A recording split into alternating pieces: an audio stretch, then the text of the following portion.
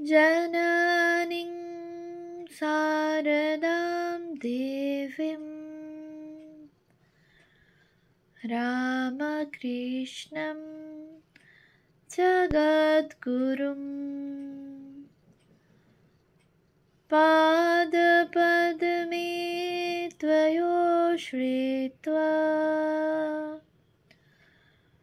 प्रणमामि মুহুর্মুহু।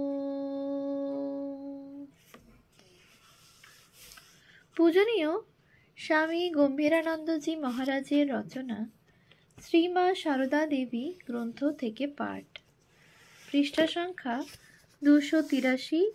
ভক্ত জননী। ওই স্ত্রীভক্ত আর একদিন আশ্বিনের শেষ সপ্তাহ 1319 উদ্বোধনে মধ্যাহ্নে প্রসাদ পাইয়া শ্রী মাকে বাতাস করিতেছিলেন।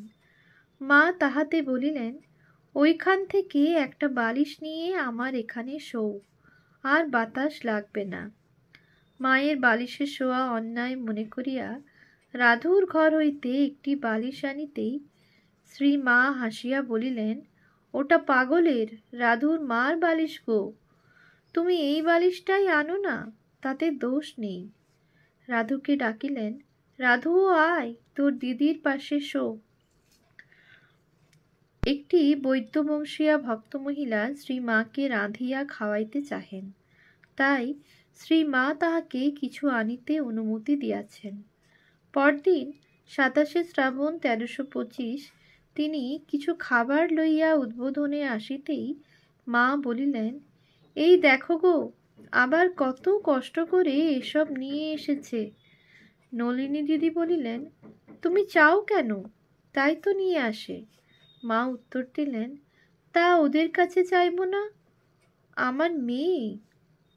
সে রাত্রে খাবারগুলি খাইয়া শ্রীমা খুব আনন্দ করিয়াছিলেন।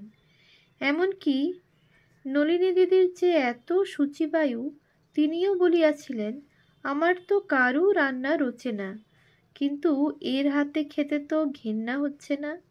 শুনিয়া শ্রী মা সগর্বে বলিয়াছিলেন, কেন হবে, ও যে আমার মেয়ে। জনৈক গৃহস্থ যুবক ভক্ত উদ্বোধনী মায়ের ঘরের উত্তরের বারান্দায় বসিয়া তাহাকে বলিতেছেন, মা, আমি সংসারে অনেক দাগা পেয়েছি, তুমিই আমার গুরু, তুমিই আমার ইষ্ট। আমি আর কিছু জানি না, সত্যই আমি এত সব অন্যায় কাজ করেছি যে লজ্জায় তোমার কাছেও বলতে পারি না, তবু তোমার দয়াতেই আছি। মা স্নেহ ভরে সন্তানের মাথায় হাত বুলাইয়া বলিলেন, মায়ের কাছে ছেলে ছেলে। সেই স্নেহস্পর্শে বিগলিত হৃদয় ভক্ত বলিলেন, হ্যাঁ মা, কিন্তু এত দয়া তোমার কাছে পেয়েছি বলে যেন কখনো মনে না আসে যে তোমার দয়া পাওয়া বড় সুলভ। 1913 খ্রিস্টাব্দে জন্মাষ্টমীর ছুটিতে কয়েকজন ভক্ত সন্ধ্যায় গোয়ালপাড়া পৌঁছিয়া স্থির করিলেন যে সেই রাত্রেই জয়রামবাটি যাইবেন। পথে বিষম দুর্যোগ, অবিরাম বৃষ্টি ও ভীষণ অন্ধকার। তাহারা জয়রামবাটি পৌঁছিলে রাত্রে শ্রী মাকে সংবাদ দেওয়া হইল না। পরদিন সকালে তাহার সহিত দেখা হইলে তিনি ভৎসনা করিয়া বলিলেন, বাবা, ঠাকুর রক্ষা করেছেন, অন্ধকারে অত বৃষ্টি জল কাদায় কত সাপ মারিয়ে এসেছ, এইভাবে চলায় আমার কষ্ট হয়, গো ভরে চলা ভালো নয়। ভক্তেরা বুঝাইতে চাহিলেন যে ছুটি অল্প এবং মাকে দেখিবার আগ্রহ প্রবল, তাই তাহাদিগকে ঐরূপ করিতে হইয়াছিল। শ্রী মা তথাপি বলিলেন, তোমাদের তো এরকম ইচ্ছা হবেই, কিন্তু এতে আমার কষ্ট হয়। ঘটনাটি তিনি মনে করিয়া রাখিয়াছিলেন। 2.5 বৎসর পর 1915 এর 25শে ডিসেম্বর এই ভক্তদেরই একজনের স্ত্রী উদ্বোধনে উপস্থিত হইলেন। বেলা 9টা-10টার সময় মা কিছু মুড়ি ও কড়াই ভাজা আঁচলে লইয়া মেজেই বসিয়া 2-4টি করিয়া নিজে মুখে দিতেছিলেন ও এক এক মুঠা ভক্তপত্নীকে দিয়া বলিতেছিলেন, বৌমা খাও। ওই দিন বিকালে পূর্বোক্ত ভক্ত আসিয়া প্রণাম করিতেই মা জয়রামবাটির সেই ঘটনার উল্লেখ করিয়া বলিলেন, গো ভরে চলা ভালো নয়। ভক্ত উত্তর দিলেন, না আর যাব না। মা বোধহয় বুঝিলেন যে ভক্ত আর জয়রামবাটি যাইবেন না। অমনি ব্যস্তভাবে বলিলেন, যাবে বই কি বাবা, তোমাদের পায়ে কাঁটা ফুটলে আমার বুকে শেল বাজে। ভক্ত পত্নীর দিকে চাহিয়া বলিলেন, বৌমা তুমি ওকে দেখো, এভাবে যেন না চলে। উদ্বোধনে এক ছোট মেয়ে শ্রী মায়ের কাছে কম্বলে শুইয়া উহা নোংরা করিয়াছিল। মেয়ের মা পরিষ্কার করিতে উদ্যত হইলে শ্রী মা কম্বল কাড়িয়া লইয়া নিজেই ধুইয়া আনিলেন।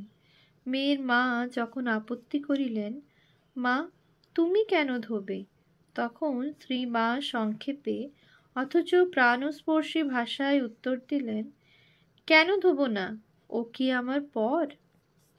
দিনের পর দিন ভক্ত বৃদ্ধি হইতেছে। তাহারা যখন তখন উদ্বোধনে আসেন।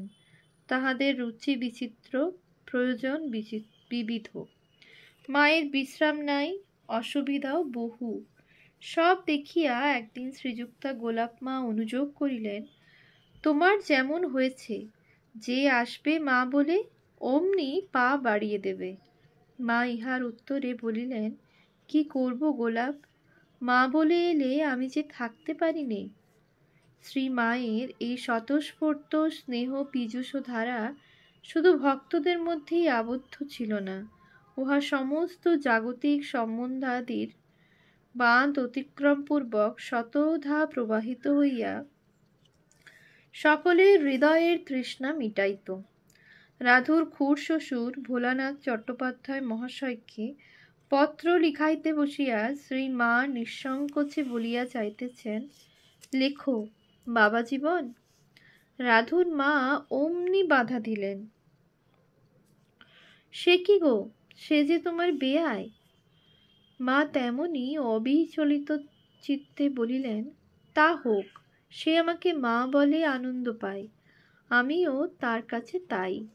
শ্রী মায়ের ভ্রাতৃজায়া ইন্দুমতী দেবী ও সুবাসিনী দেবীও তাহাকে মা বলিয়া সম্বোধন করিতেন।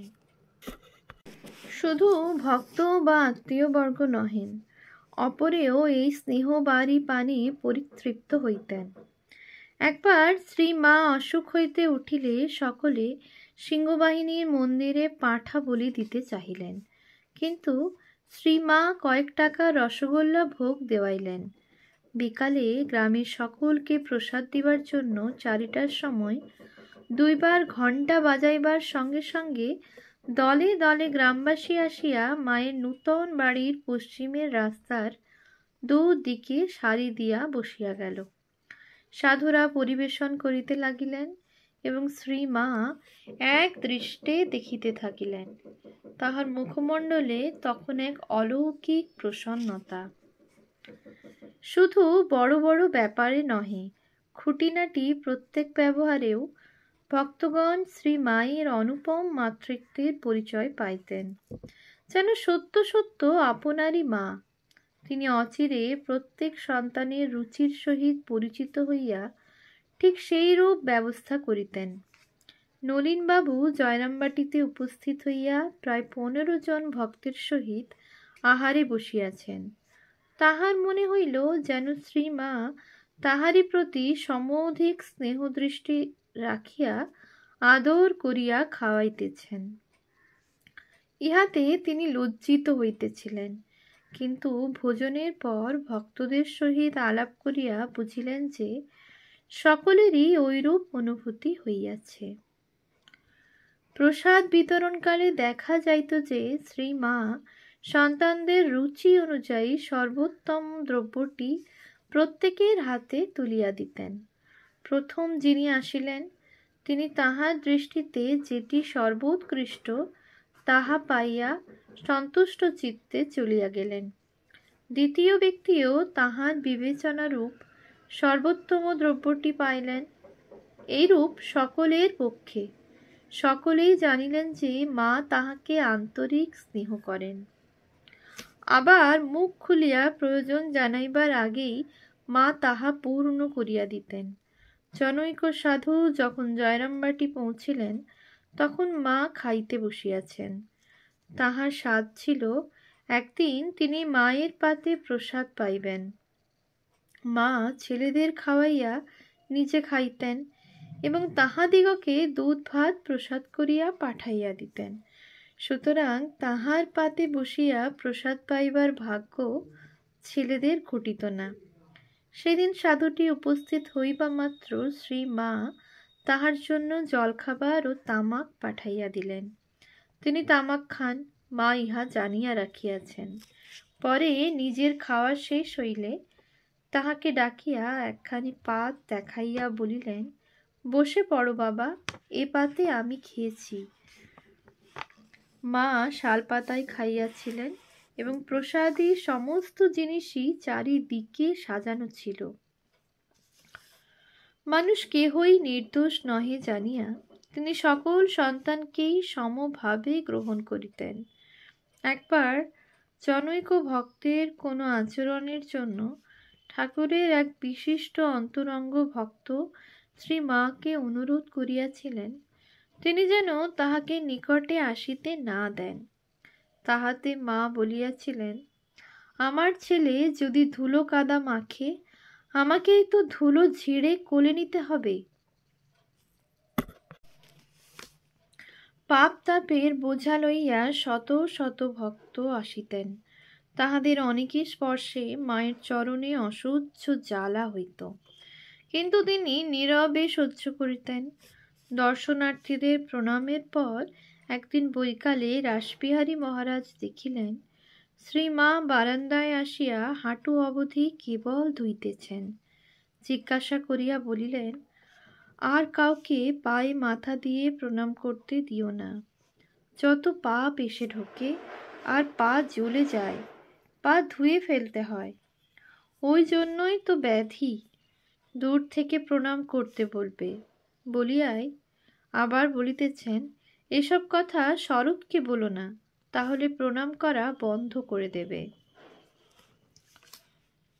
অসতের স্পর্শে দুঃখ হয় ইহা তাহার জানাই ছিল, কিন্তু জানা থাকিলেও মা হইয়া তিনি সন্তানকে ফিরাইবেন কি রূপে? তাহা ছাড়া তিনি কাহারও দোষ দেখিতেই পারিতেন না। এক সন্ধ্যায় তিনি ব্রহ্মচারী বরদাকে বলিয়াছিলেন, গড়া আজ সকালেই আমাকে প্রণাম করতে এসেছে। গড়া আজ সকালেই আমাকে প্রণাম করতে এসে রর সম্বন্ধে নানান কটাক্ষ করে বললে যে সে ঋষিকেশে নাকি সাধুদের সঙ্গে ঝগড়া করে তাদের বিপদে ফেলবার চেষ্টা করছে। আরও নিন্দার কথা তার নামে বলে আবার বলছে, আপনাদের এত সঙ্গ ও সেবা করে তার এইসব কুমতি হচ্ছে কেন? আমি আর কারো দোষ দেখতে শুনতে পারি নে বাবা। প্রারব্ধ কর্ম যার যা আছে, যেখানে ফাল্টি যেত সেখানে সূচটি তো যাবে। আমার কাছে রর দোষের কথা বললে তখন এরা সব কোথায় ছিল? সে আমার কত সেবা করেছে। আমি তখন ভাইদের ঘরে ধান সিদ্ধ করি, সংসারের সব কাজ করি। বউরা সব ছোট। সে শীত বর্ষা গ্রাহ্য না করে সকাল থেকে গায়ে কালি মেখে আমার সঙ্গে বড় বড় ধানের হাঁড়ি নামাতো। এখন তো অনেকেই ভক্ত হয়ে আসে। তখন আমার কে ছিল? আমরা কি সেগুলো সব ভুলে যাব? তা দেখো, লোকেরই বা দোষ কি? আমারও আগে লোকের কত দোষ চোখে ঠেকত। তারপর ঠাকুরের কাছে কেঁদে কেঁদে, ঠাকুর আর দোষ দেখতে পারি নে বলে কত প্রার্থনা করে তবে দোষ দেখাটা গেছে। বৃন্দাবনে যখন থাকতুম, বাঁকে বিহারীকে দর্শন করে বলতুম, তোমার রূপটি বাঁকা, মনটি সোজা, আমার মনের বাঘটি সোজা করে দাও। দেখো, মানুষের হাজার উপকার করে একটু দোষ করো, অমনি তার মুখটি বিকে যাবে। লোক কেবল দোষই দেখে, গুণটি কজন দেখে? গুণটি দেখা চাই। ওম শান্তি শান্তি শান্তি। হরি ওম তৎসৎ। শ্রীরামকৃষ্ণার্পণমস্তু।